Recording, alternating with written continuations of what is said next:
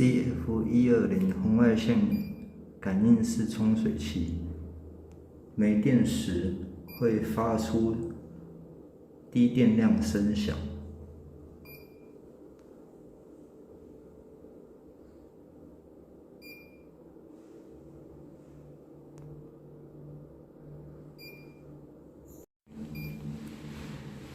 低电量声响时，需要更换内部的电池，外圈逆时针旋转，灰色的固定外圈逆时针旋转，取下后，主体遮罩拿取起来。目前看到电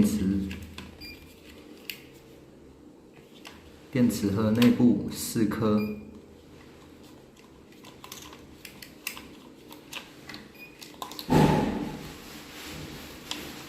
3号电池更换即可。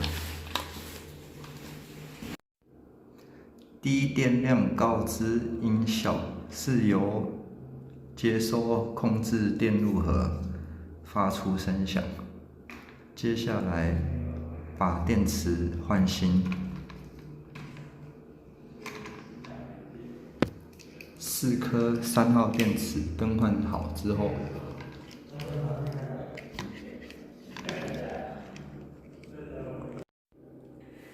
，4颗全新3号电池更换好之后，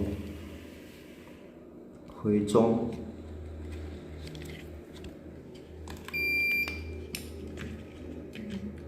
发出蜂鸣声响，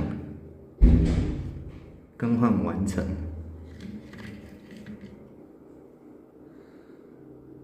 这是低电量指示的一个更换电池操作影片。